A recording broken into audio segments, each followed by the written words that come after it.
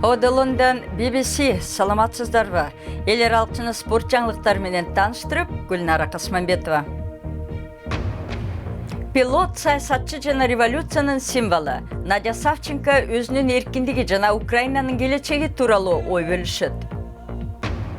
Францияда футбол боюнча дүйнөлүк чемпионат башталды. Коопсуздук чаралары дээрлик күчөтүлдү. Евро 2016да элдин көзү полицейлер менен күйөрмандарга кадалат. Технология жаңылыктары. Сиз унаңыз менен учууну кыялданасызбы? Ал учурда келер, бирок учкан унаа арзан эмес.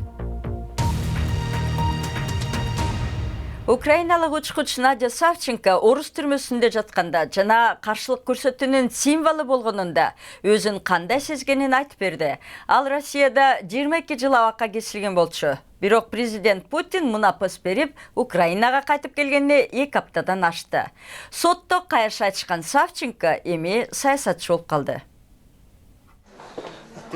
Надя Савченко эркиндикке чыккандан кийин Украинанын баатыры деген наам алып, саясий карьерасы башталган. Савченко Киевке келгени менен анын Орусияда 2 жыл түрмөдө отурганы ден соолугуна терс таасир эткенин айтат. Президент Путин Савченкога мунапыс бергенин гуманизм деп баалаган. Надежда Савченко Путиндин бул сөздөрүн четке какты. Это акт цинизма, а не гуманизма. Бул кадамды цинизм деп ойлойм, гуманизм эмес. Мени уурдап кетишкен, жана ар кандай кысымдарга алышты. Президент өзүн гуманист, тынчтыкты каалаган адам катары көрсөткөнү, эки жүздүүлүк жана калп. Противное лицемерие, фальшь и подлость. Вот вам мое останнее слово. Надежда Савченко түрмөдө отурганда украиналыктар анын мүнөзүнө, чечкиндүүлүгүнө суктанышып, ал революциянын символуна айланган.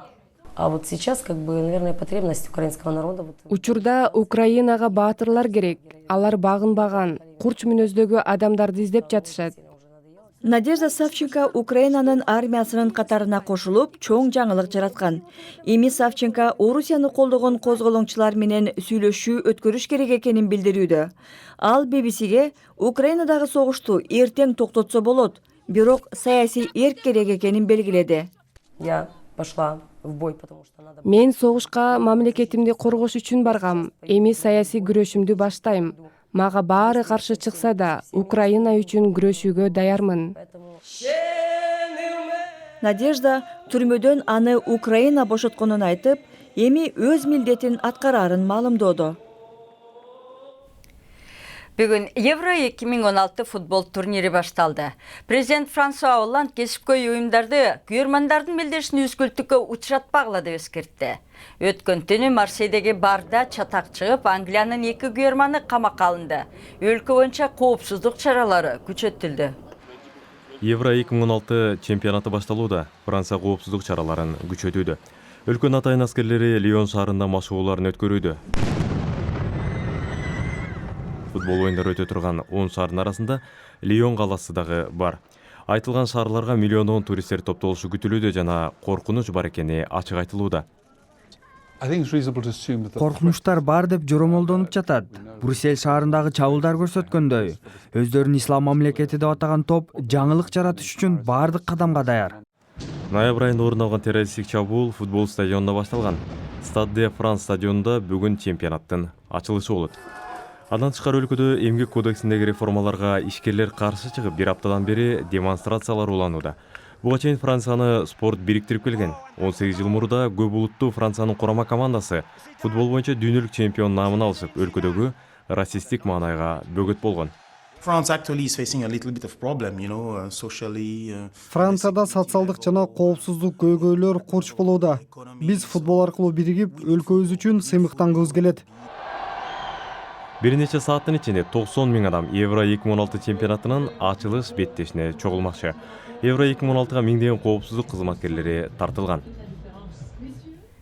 Сиз көрүп жаткан BBC эми алдыңкы саптагы башка жаңылыктар. Сирия 2012 жылдан бери өкмөттүк аскерлердин курчоосунда калган Дарая шаарына биринчи жолу азык-түлүк жардамы жеткирилди. Мурунку гум жардамда чектелүү сандагы дары-дармек гана болгон. Кызыл Крест уюму 9 машинеге жүктөлгөн продукция 1 айга жетерин айтты. Өздөрүн ислам мамлекети деп атаган топ Ирактын экинчи шаары Мосулду басып алганына 2 жыл болду. Экстремисттер аны бир аптага жетпей ээлеп алган. Бирок өкмөттүк күчтөргө шаарды артка кайтарып алуу кыйла татаал болууда.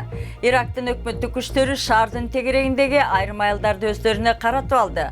Бирок толук көзөмөлгө жетише элек.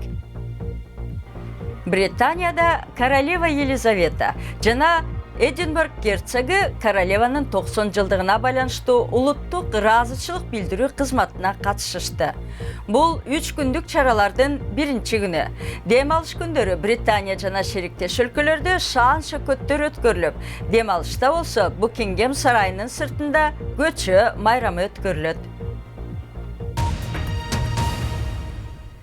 Бир күнү унага олтуруп алып, учсам деп кыялдана бериңиз. Бир гана жери ал учак унаңыз абдат кымбат болору бышык. Соңку технология жаңылыктары клик баяндамабызда. Бир күнү уча алган уналарды айдайм деп кыялдангандар көп болсо керек. Ал кыялдарга жакындап калдык окшойт. Ихаң 184 дрону эмдиги жылы Невада штатында сыноодон өтөт. Бир кишилик орну бар дрон 120 килограмм көтөрө алат жана $250,000 сатыкка коюлмакчы. Ихаң компаниясынын жетекчиси Хуа Жиху айтылган дрон транспорт индустриясын өзгөртөт деп үмүттөнөрүн билдирди. Кир жуугандан кийин аны үтүктөп жана бүктөгөндү жактырбасаңыз, жагымдуу жаңылык бар. Себеби бул технология кийимди үтүктөп, андан кийин бүктөп берет экен. Бирок ал $800 сатылууда. Кымбат болсо керек. Арийне технологияны ойлоп чыккандар аппарат убакытты үнөмдөп, үйдү да таза кармайт деп маалымдашты. НАСА уюму космоста үйлөтмө бөлмөнүн натыйжалуу сыноодон өткөрдү. Америкалык космонавт Джефф Уильямс эл аралык космос станциясына кошумча бөлмө катары жабыштырылган үйлөтмө бөлмөнүн ичине биринчи болуп кирип көрдү. Ал атайын материалдан жасалган. Космостогу ар кандай шартка туруштук бере алат жана эң негизгиси ал абдан жеңил. Буга чейин космос станциясына кошумча бөлмөлөр атайын темирден жасалчу. Демек, бул ыкма бир топ арзан болот жана келечекте космосту изилдөөгө, ошондой эле космос туризмине жол ачат деп белгиленүүдө. Спорт. Бир нече сааттан кийин дүйнө жүзү улуу спортсменди акыркы сапарга узатат. Мухаммад Али Кентукки штатындагы туулуп өскөн шаары Луисвиллде жерге берилет. Бокс легендасына акыркы урматын көрсөтүүгө миңдеген адам чогулган. Алардын арасында актер Уилл Смит жана көптөгөн дүйнө лидерлери бар. Миллиондогон кишилер жөрөлгөнү теледен көрөт. Коштошуу сөзү мурунку президент Билл Клинтонго берилет. Евро 2016 башталды. Бүгүн Франция Румыния менен беттешет. Дүйнөлүк кубоктун жеңүүчүсү Марсель Десайе кысым сезилип жатканын айтты. Турнирдин сүймөнчүгү талай ээси Франция Румыния менен ойногон 10 оюнда бир да жолу утулган эмес. Алар бул жолда жеңиши ыктымал. Мурунку биринчи дүйнөлүк ракетка Рафаэль Надаль сол билегин ортуп алып, быйыл Вимблдон туруна катышпайт. 14 жолку чоң шлем чемпиону, 2 жолку Вимблдон жеңүүчүсү май айында Франциянын ачык чемпионатында экинчи раунддагы матчын жеңгенден кийин оюндан чыгууга аргасыз болгон. Надаль муну Фейсбугунда ырастаган. Жаңылыктар соңунда дубалдагы жазуу, чийме же сүрөттөр чеберчилик менен аткарылса, аны биз көчө искусствосу дейбиз. Адатта анын чеберлери өспүрүмдөр же жаштар. Бирок Португалияда пенсионерлер дагы дубалга жазып, граффити менен алектене баштаптыр. Латта 65. Лиссабондо карыялар граффити жаштардыкы деген эски стереотипти бузууда. Алар семинарга барып, көчө искусствосунун тарыхын окушат. Андан кийин алар дубал чыгармасын өздөрү жаратышат. Чыгармачыл адамга улгайып калган жаш тоскоол эмес тура. Интернетибизге башпаңыз, дарегибиз bbc-kyrgyz.com. Сайтыбыздан жаңылыктарды окуп, радиобузду да уксаңыз болот.